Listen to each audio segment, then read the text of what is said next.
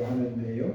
항해는 먼 바다를 나가서 목적을 가지고 배가 활동하는 것이지요. 그런데 바다로 나갔다가 언젠가는 항구로 돌아와야 합니다. 항구로 돌아오지 않는 배는 그 배는 조난을 당한 것입니다. 왜 그렇습니까? 항구로 돌아와서 필요한 것도 실어야 되고 또 땅이라고 하는 육지라고 하는 것을 발을 디디면서 그렇구나, 내가 이 땅에서 사는 것이 배를 타지만 당연하구나라고 느끼는 것처럼 우리의 믿음도 마찬가지입니다. 한 주간을 보내며 우리가 세상과 함께 살지만 이 주일날에는 주님 앞에 나와 마치 배가 항구에서 닷을 내리듯이 이 시간 이 믿음의 자리에 닷을 내리는 저 여러분 되시기 간절히 바랍니다.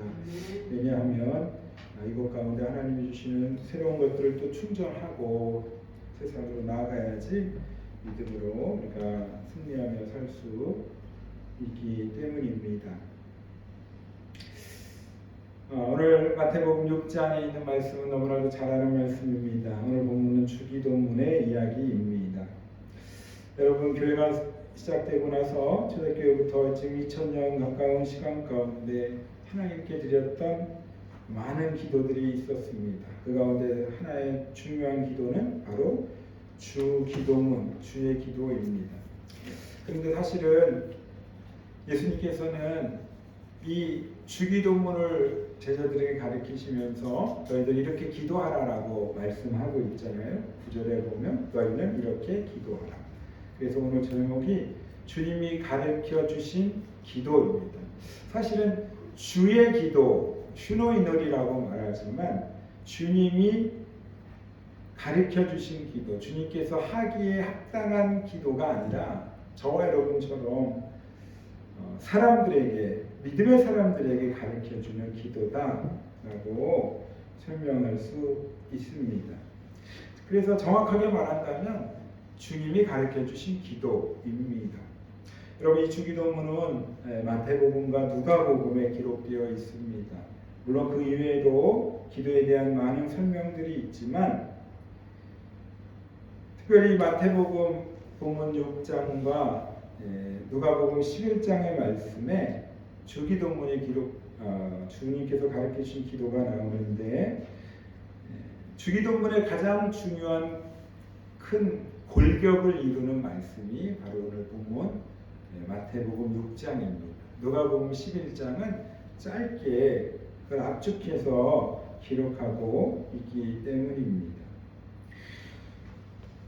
여러분, 구약의 시대의 유대인들은 제자들처럼 기도를 물론 가르쳤습니다. 율법에 맞는 기도를, 하나님 앞에 드리는 기도를 유대교의 교사들도 계속 반복해서 가르쳤습니다. 그런데 그런 가르침보다도 예수님께서는 직접 이렇게 기도하라라고 하는 중요한 샘플의 기도를 저 여러분에게 본문을 통해서 가르쳐 주고 계십니다. 특별히 본문의 말씀을 두 파트로 나눌 수 있습니다. 9절에서 11절까지는 세로의 기도, 탑데노 이놀이라고 말하는데요. 세로의 기도, 그 다음에 12절, 13절은 옆에 가로의 기도라고 설명할 수 있습니다. 여러분, 십자가를 보시면 세로와 가로가 만나서 십자가가 만들어지듯이 우리의 기도도 일반적으로 하나님 앞에 올려드리는 기도도 중요하지만 우리의 서로의 이 땅에 살고 있는 저와 여러분의 서로의 관계를 위하여, 나의 필요를 위하여 하나님 앞에 간구하는 기도도 너무 중요하다라고 설명할 수 있습니다. 자, 그렇다면 먼저 9절에서 11절까지 기록되어 있는 세로의 기도는 어떤 것들이 있는가 본문을 통해서 같이 배우기를 원합니다. 우리 9절의 말씀 한번 같이 읽어보겠습니다. 본문의 구절입니다. 시작. 그러므로 이렇게 기도하라. 하늘에 계신 우리 아버지여 이름이 거룩히 여김을 받으시옵소서. 여러분, 여기서 나오는 중요한 관계의 설정이 있습니다. 기도는 누구에게 드리는 거다? 하나님 아버지께 드리는 거다. 우리가 기도를 처음에 보통 회중 기도나 모든 기도에 시작할 때 하나님 아버지라고 표현합니다.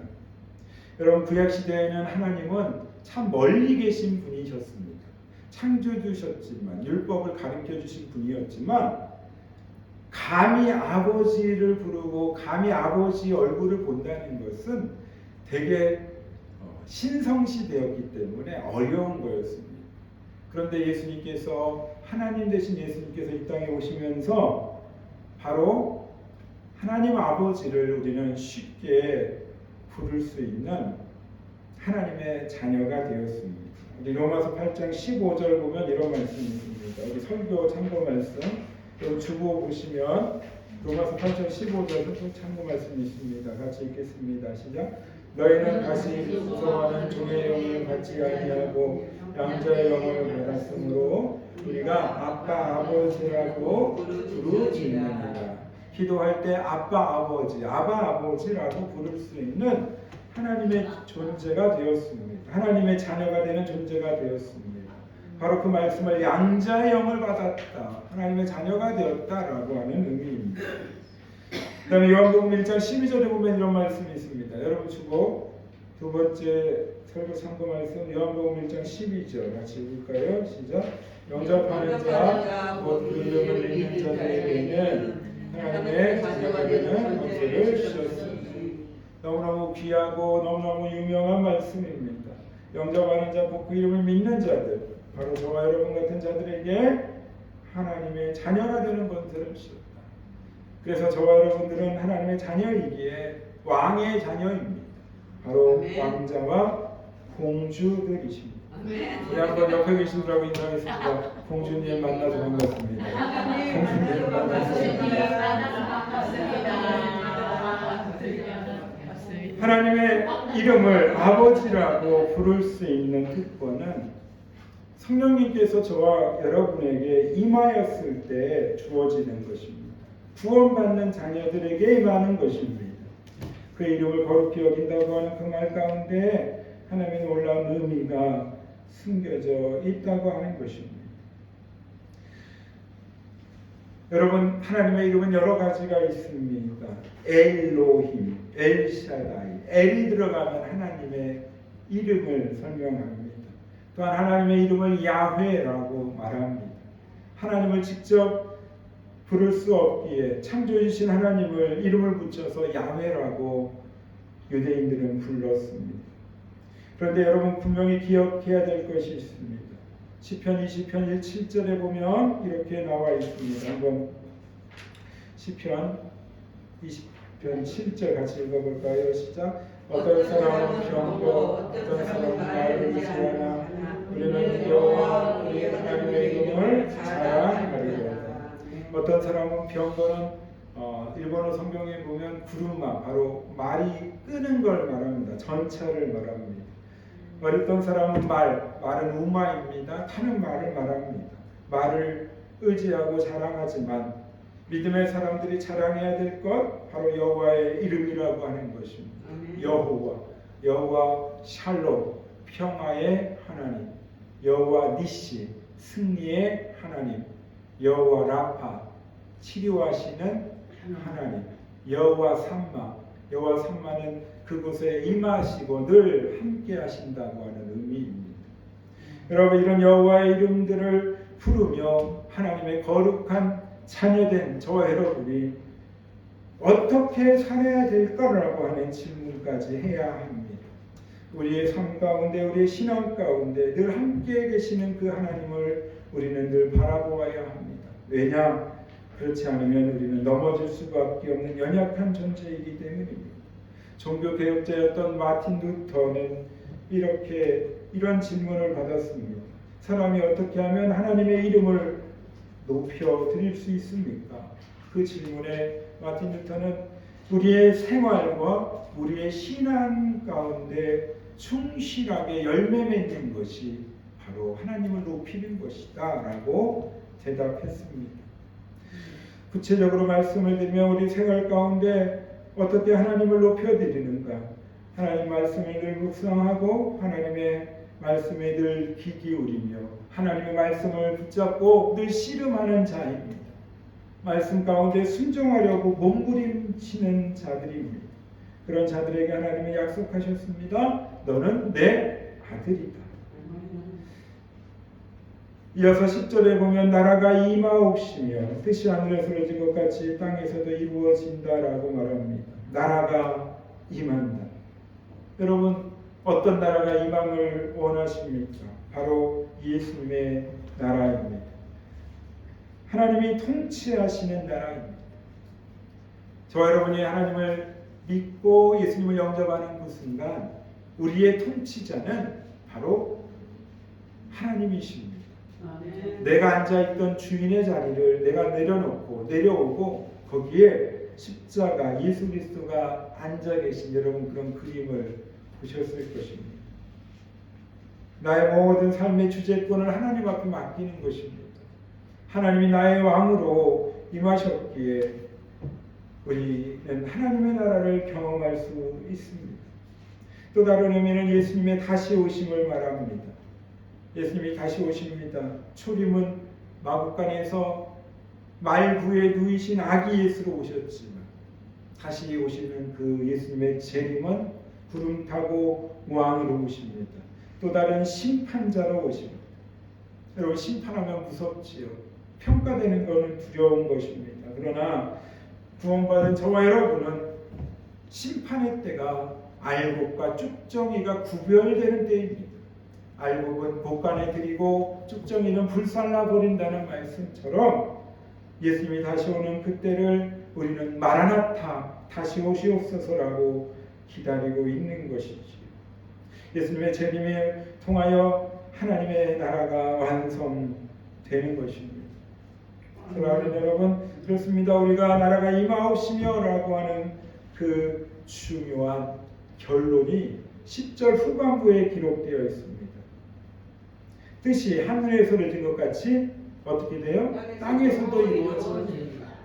여러분 우리가 기도하는 모든 기도는 사실은 하나님 하늘에서 이루어질 그것들이 내 삶에서 내 기도 제목에서도 이루어지기를 원합니다. 다르게 말하면 하나님의 임재가 하나님의 나라가 내 기도를 통하여 응답되길 원합니다 라고 하는 의미인 것입니다.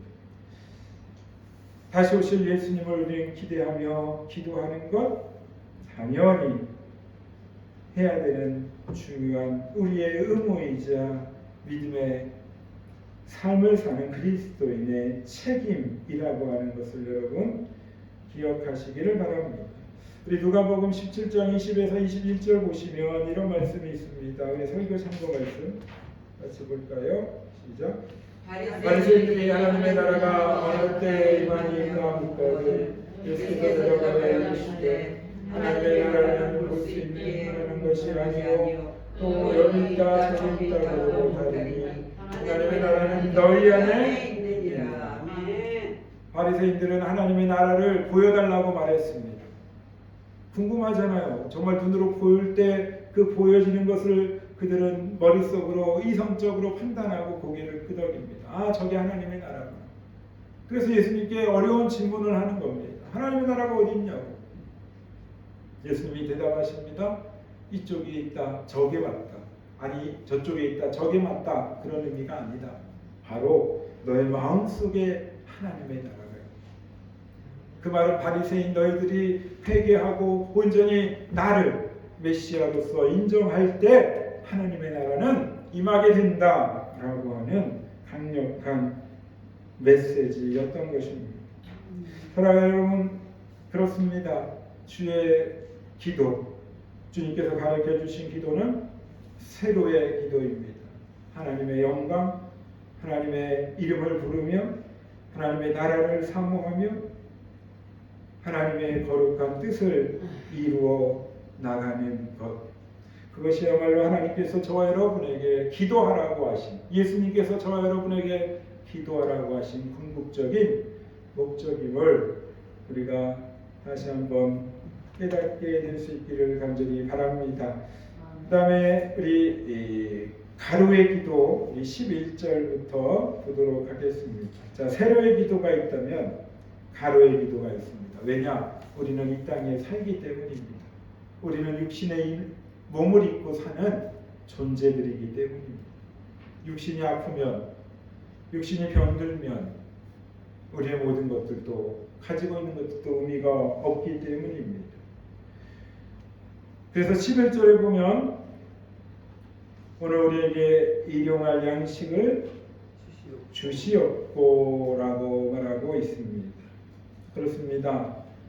일용할 양식, 여기서 말하는 일용할 양식의 원어의 의미는 바로 내일을 말하고 있습니다. 내일부터 허락하십니다.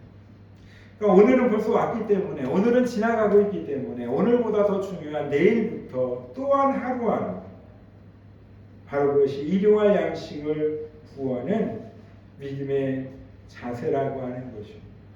하루도 숨쉬지 않으면, 아니 몇 초도 숨쉬지 않으면 우리의 몸이, 우리가 생명을 유지할 수 없는 것처럼 우리의 기도도 매일매일, 내일도 모레도 다가오는 그 오늘을 통하여 하나님 앞에 기도하지 않으면 우리의 영혼이 살 수 없다고 하는 의미를 포함하고 있습니다. 우리 요한복음 6장 51절을 보면 이런 말씀이 있습니다. 여러분 주보를 한번 볼까요?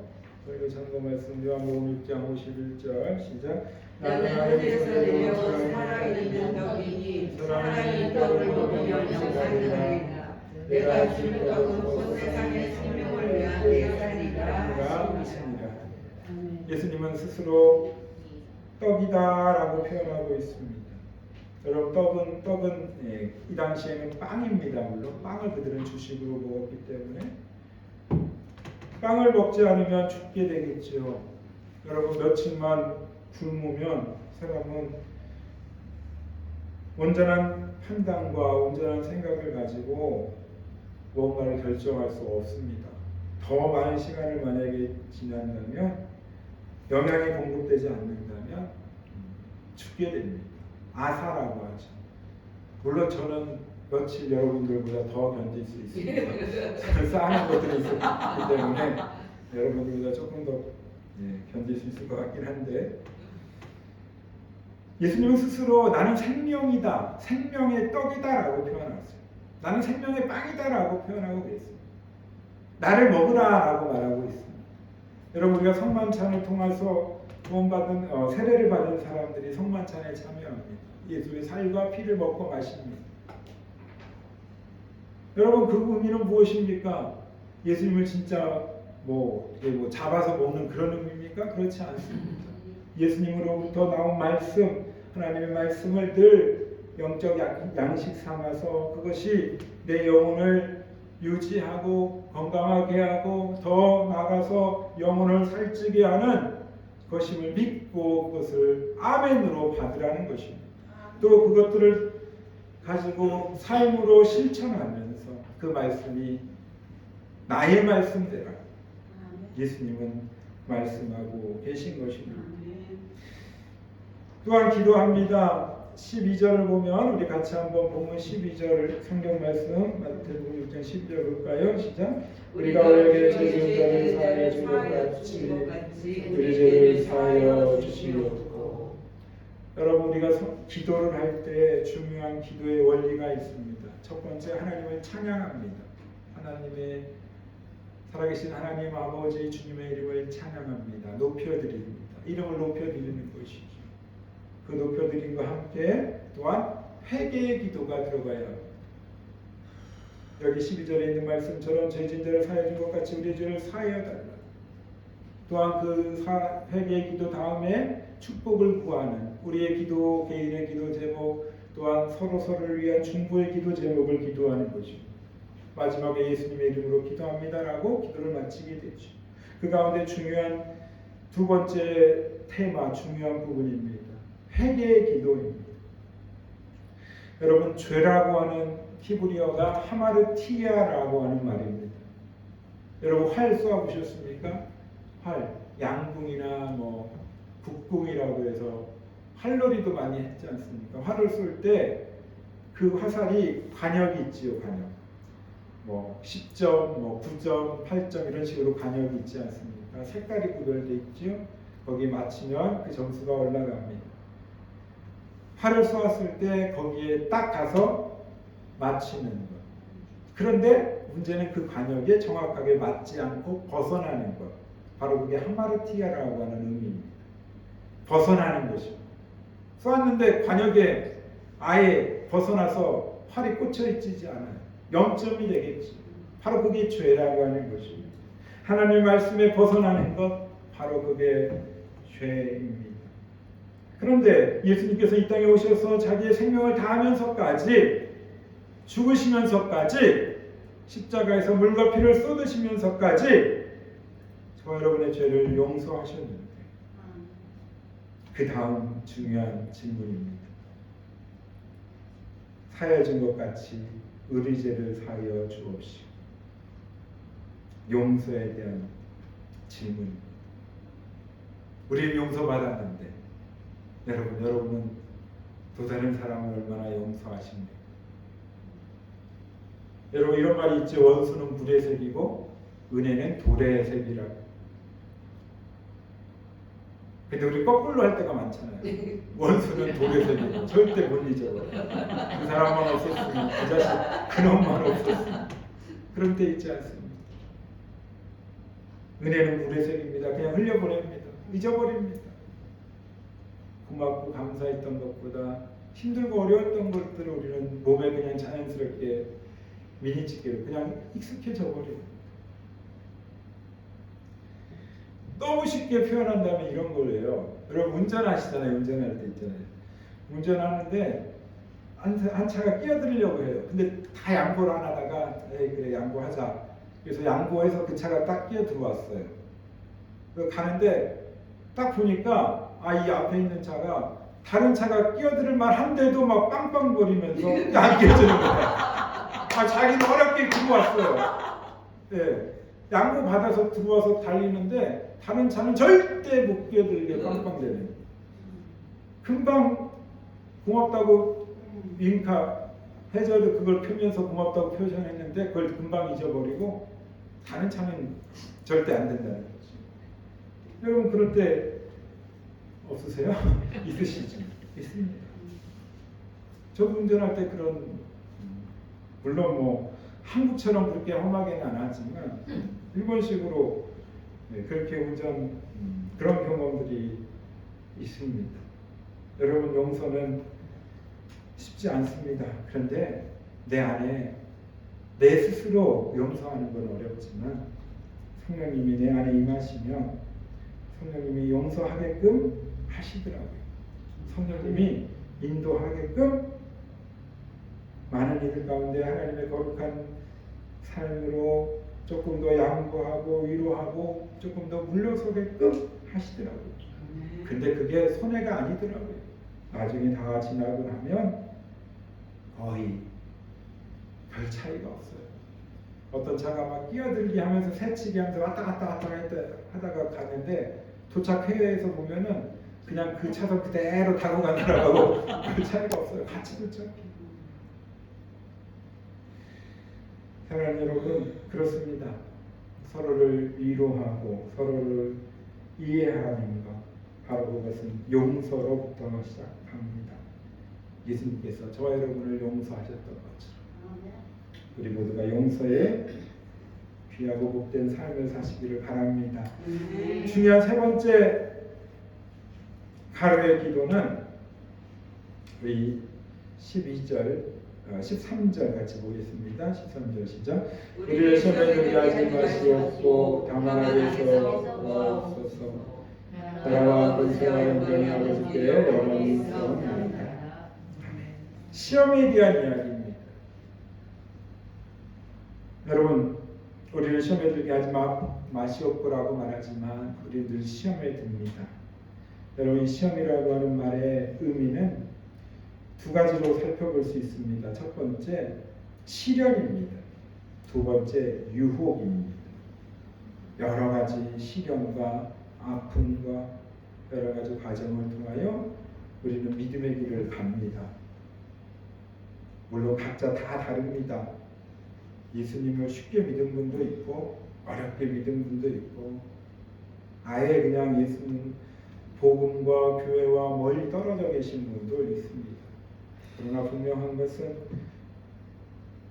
예수님께서는 저와 여러분을 기다리시고 변함없이 이 자리에서 여러분을 만나길 원하신다고 하는 것입니다. 또 다른 유혹이 있습니다. 여러분, 유혹은 어떤 것입니까? 예수님께서 40일 동안 금식하시면서 광야에서 어려운 시간을 보내시고 사탄의 유혹을 받잖아요. 세 가지 유혹을 받잖아요. 돌이 떡이 되게 해라. 너의 배를 채우라. 그리고 성전 꼭대기에 올라가서 저기서 뛰어내려라.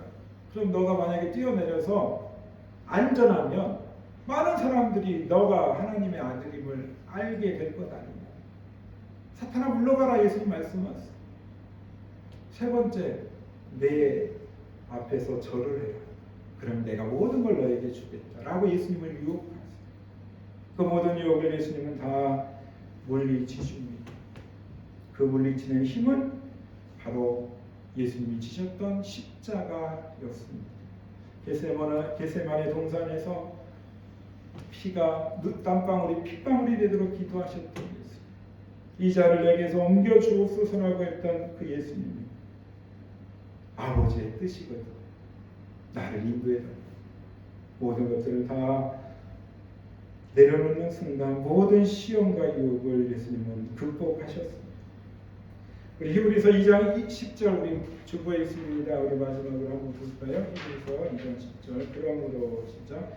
그러므로 만물을 이끌을 위하고 또한 그로 말미암아 이가 많은 아들들을 이끌어 영광에 들어가게 하시는 일에 그들의 권의 전치자들을 고난을 통하여 온전하게 하시니 합당하다.